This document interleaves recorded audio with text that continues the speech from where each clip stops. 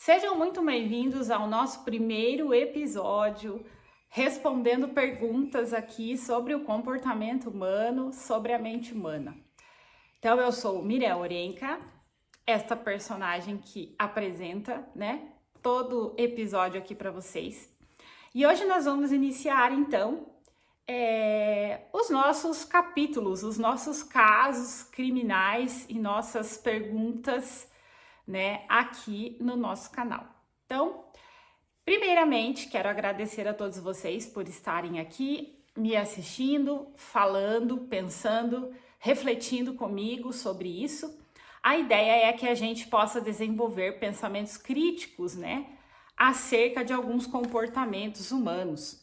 Então, a ideia é sempre a gente pensar, os motivos que levaram a determinadas situações, comportamentos que muitas vezes a gente não entende, do ser humano.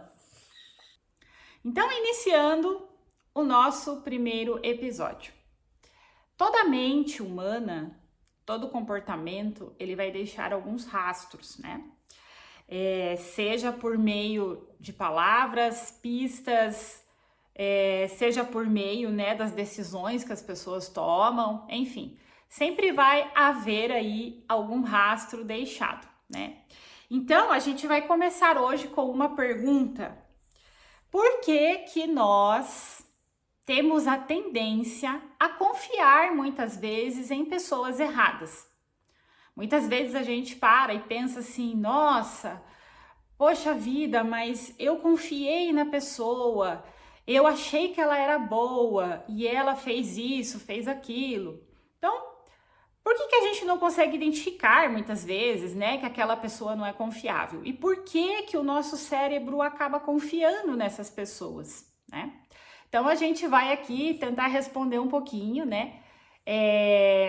sobre isso com base na ciência, com base na neurociência, explicando o porquê o nosso cérebro faz isso.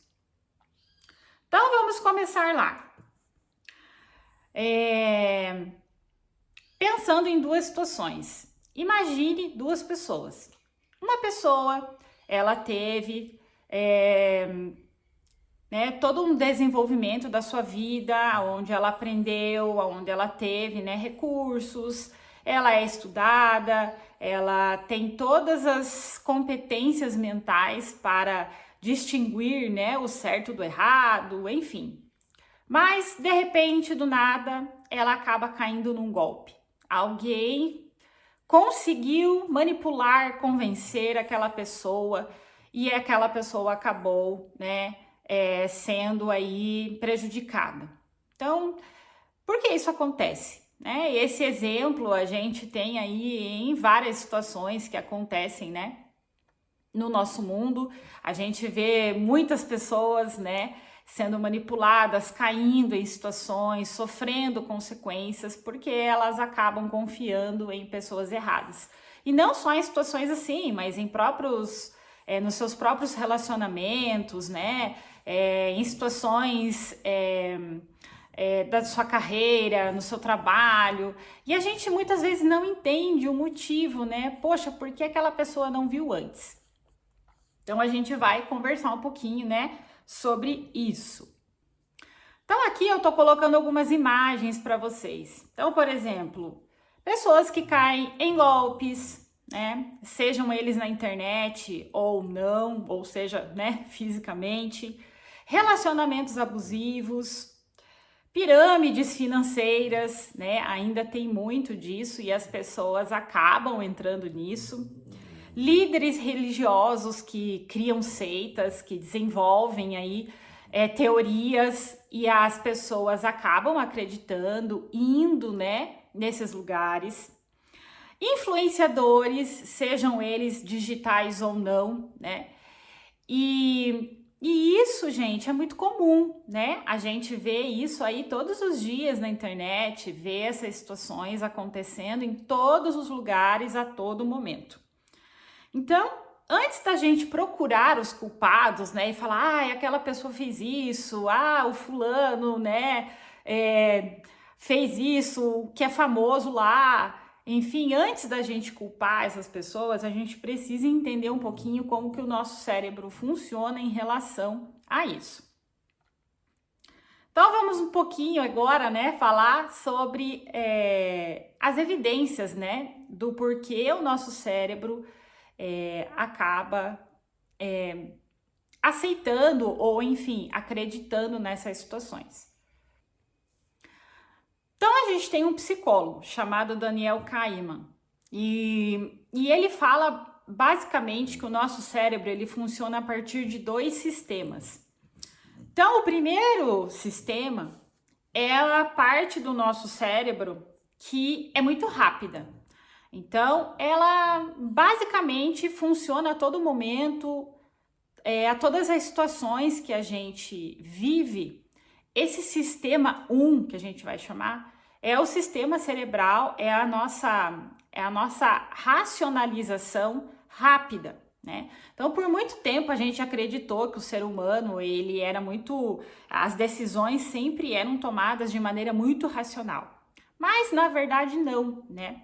O nosso cérebro ele tem uma parte muito mais automática e intuitiva. Então, muitas das situações que a gente vive durante o dia, por exemplo, eu vou atravessar a rua, eu vou reconhecer um rosto, eu vou no mercado, eu vou fazer alguma coisa em casa. Essas decisões que a gente toma automáticas durante o dia, elas são com base nesse sistema 1, mais intuitivo, vamos dizer assim, que ele também funciona muito pelas emoções, né? E a gente tem o sistema 2, né, que ele é mais complexo, ele é analítico, ele funciona de uma forma onde ele precisa de muito esforço, muita energia. É quando a gente precisa tomar uma decisão difícil, a gente precisa decidir sobre algo muito importante e o nosso cérebro fica ali, né, tentando entender aquela situação mais complexa. Então, essa situação mais complexa que exige uma energia maior, o cérebro vai então entrar nesse modo de sistema 2. Então, o modo 1 seria esse modo intuitivo mais rápido, o modo 2 seria o modo mais analítico e que exige do nosso cérebro um esforço maior.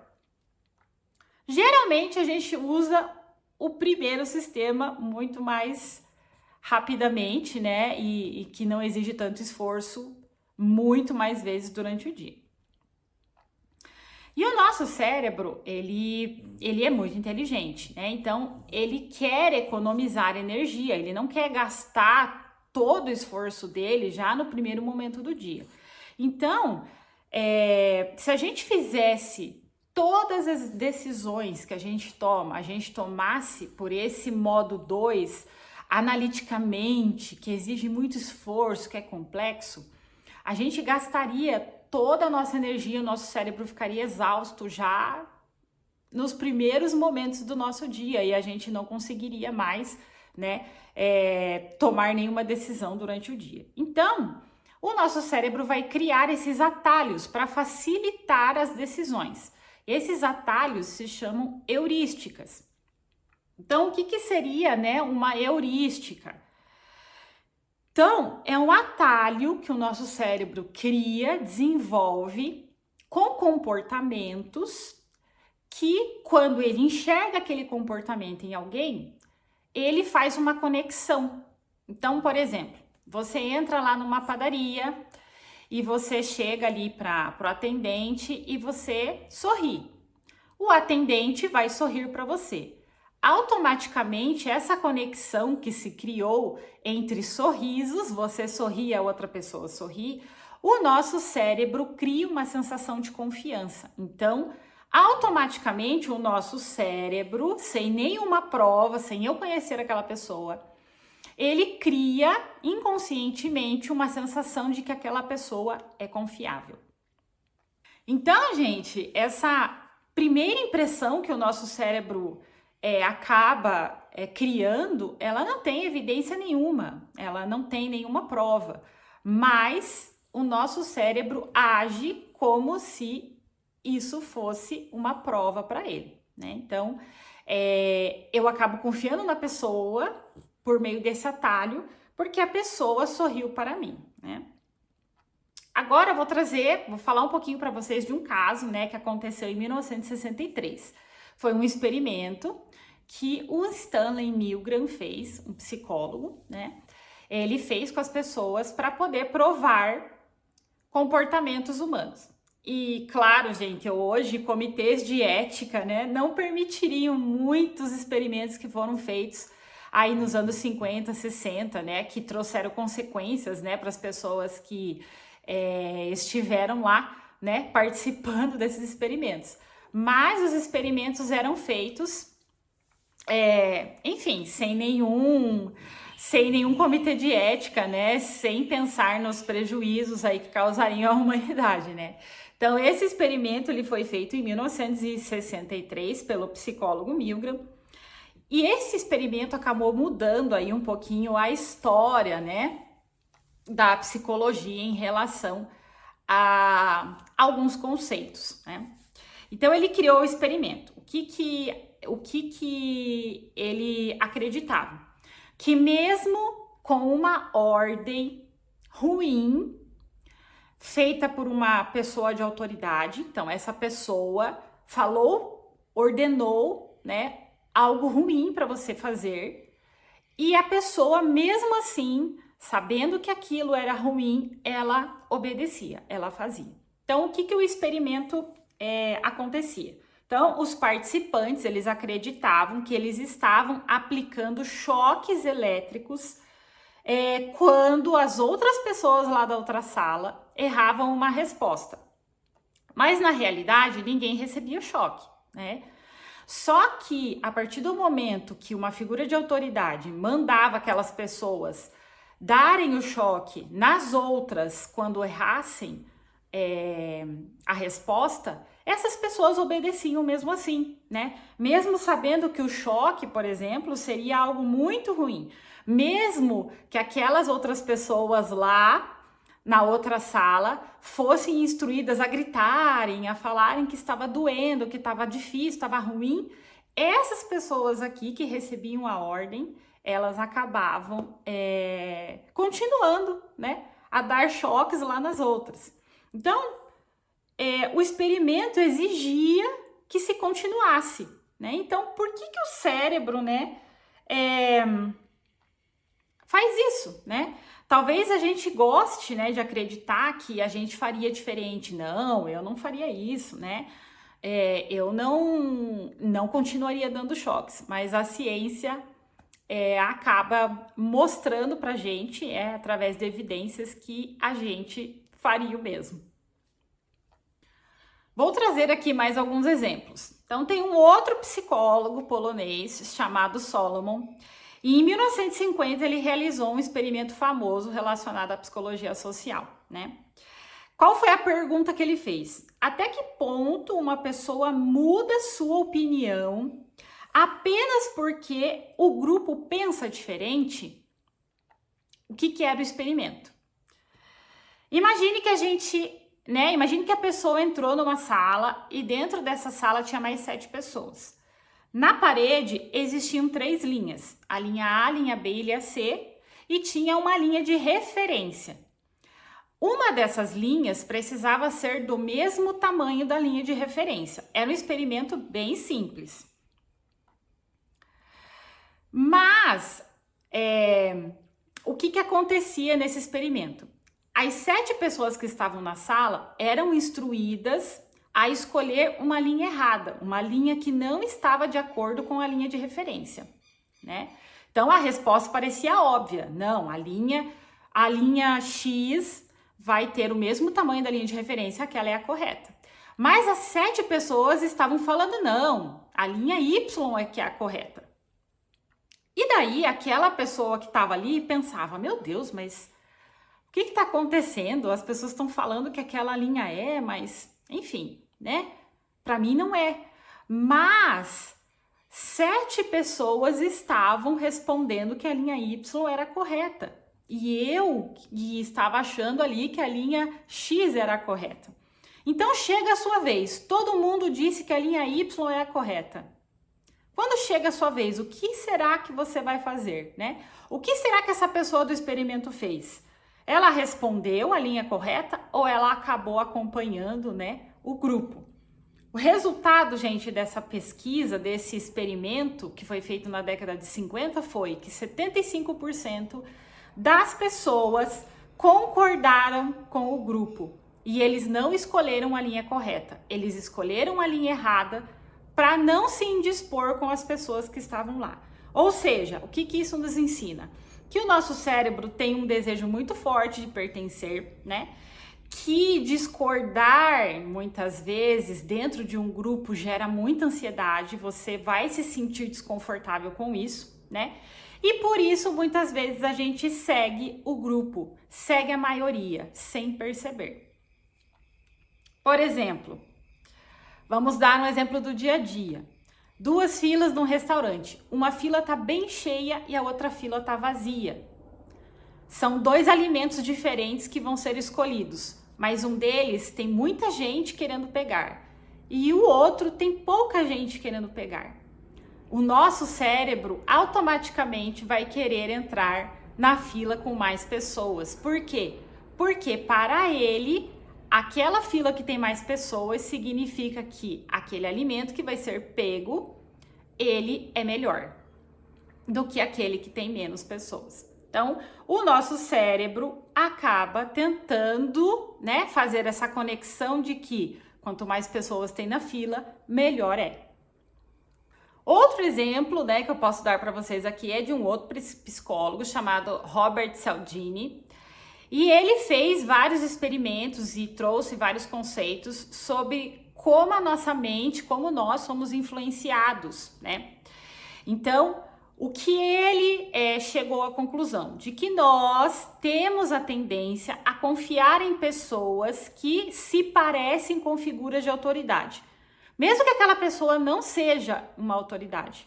Se ela tiver a aparência de uma autoridade, o nosso cérebro tende a confiar mais nessa pessoa, né? Basta parecer.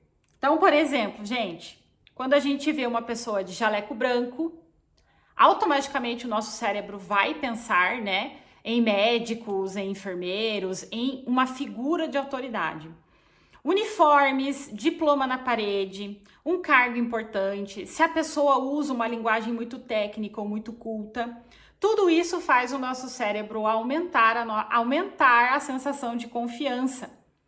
E por isso a gente acaba confiando mais, né, em quem demonstra isso. Eu lembro de exemplos aqui do cotidiano, são das lojas que vendem colchões, né? Os vendedores sempre estão de jaleco branco, né? Perceba, eles não são médicos, eles são vendedores, mas eles estão de jaleco para passar confiança, né? Porque isso acaba gerando no nosso cérebro uma sensação de confiança e de quem está de jaleco entende do que está dizendo. Isso é ruim, gente? Esse atalho que o nosso cérebro cria é ruim? Na maioria das vezes não, na maioria das vezes ele funciona. Por quê? Porque as pessoas que usam jaleco, usam uniforme, enfim, que têm essas características, são realmente pessoas com figuras de autoridade. Problema é quem finge isso, usa disso para manipular. E o nosso cérebro muitas vezes não vai conseguir diferenciar isso, né? E daí o nosso cérebro vai acabar confiando em pessoas erradas. Outro princípio que esse psicólogo desenvolveu foi a prova social.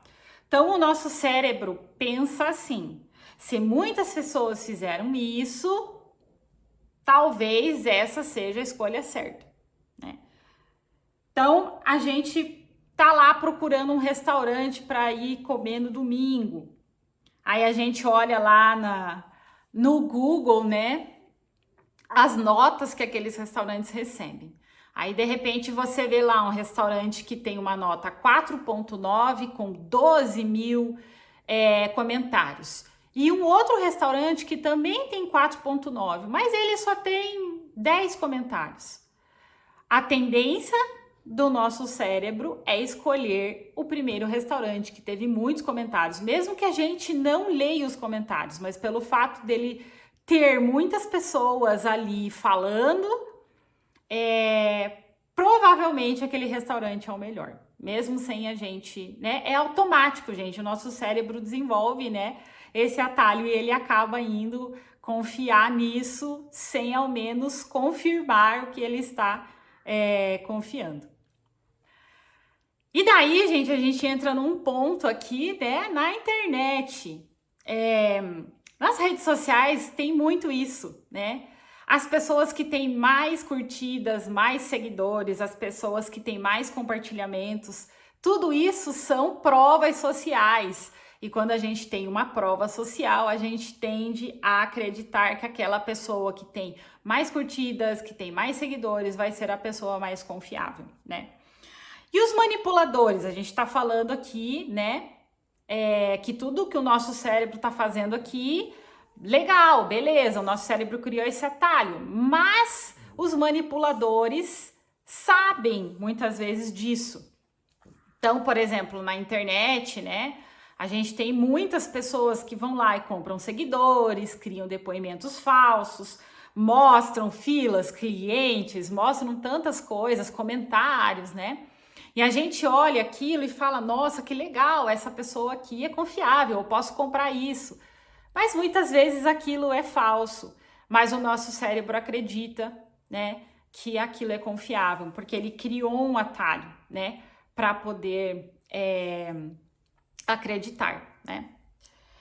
E um último ponto que eu quero trazer para vocês aqui é o princípio da reciprocidade, que ele é um princípio bem interessante, né, de se pensar. O nosso cérebro, ele sente necessidade de retribuir um favor. Então, se alguém, gente, te ajuda, automaticamente você fica com aquela sensação de que você está em dívida, né? O nosso cérebro, ele quer retribuir aquilo que foi feito por nós, mesmo que ninguém tenha pedido, mesmo que ninguém tenha falado nada. Então, por exemplo, vamos lá. Você entra numa loja, aí vem a pessoa e te oferece um café, conversa com você, é super amigável, de repente ela traz um chocolate para você, conversa bastante, né? E na hora de ir embora, você fica com aquela sensação, puxa, eu fui tão bem atendido aqui, né? A pessoa me atendeu aqui tão bem, me trouxe café, conversou comigo, me trouxe um chocolate. Puxa, eu preciso comprar alguma coisa aqui. E você acaba comprando. Ou seja, gente, é uma técnica de venda, né? É uma forma de fazer o nosso cérebro acreditar naquilo que a gente está fazendo, porque a gente tem, né, que retribuir. Por isso que degustações funcionam, brindes funcionam, e-books gratuitos que as pessoas dão, amostra grátis, né? Por isso que essas coisas acabam funcionando aí dentro do ramo de vendas, enfim, porque o nosso cérebro quer retribuir. Então, se você ganha alguma coisa, automaticamente eu preciso comprar alguma coisa daquela pessoa, né?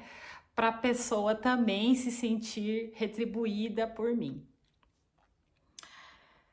E isso, gente, como que a gente agora conecta tudo isso ao que a gente está falando aqui, né? Poxa vida, Mirel, mas nenhum desses atalhos que o cérebro cria, ele cria para prejudicar a gente, enfim, para a gente, né, fazer alguma coisa errada. Não, gente, o nosso cérebro cria isso para facilitar a vida dele, né, para ele não gastar muita energia. Mas o que acontece, gente? Muitas vezes as manipulações vão acontecer por causa desses padrões, né? Então, uma pessoa que desenvolve esse poder de manipulação e ela quer usar isso para o lado ruim, né? Seja, enfim, um assassino, seja para um crime, seja para um golpe, qualquer coisa, por meio da experiência que ela vai adquirindo, vendo que as pessoas vão acreditando nela por meio dessas conexões que vão sendo feitas, essa pessoa acaba usando disso contra nós. Mas esses atalhos que o cérebro confia não são ruins, né? Eles fazem parte de um processo para que a gente possa retribuir gentilezas, para que a gente possa confiar nas pessoas, porque viver em comunidade é ter relações sociais e essas relações exigem, né, que você confie de certa forma nas pessoas, né? Porque se a gente não confiasse em ninguém, a gente não conseguiria viver em sociedade, né? E na verdade, esses manipuladores, eles nem muitos deles nem sabem, nem não estudaram sobre isso, mas pela própria experiência, né? Elas aprendem que aquilo funciona, né? E elas acabam então usando isso, né, contra nós, contra as pessoas que elas querem atingir. E aqui, gente, pra gente estar agora finalizando, eu quero deixar um exemplo de caso real, né, de um criminoso muito famoso, que é o Ted Bundy, né? Ted Bundy, ele foi aí um serial killer, né? E ele matou mais de 30 mulheres, tudo porque ele era um ótimo manipulador, né?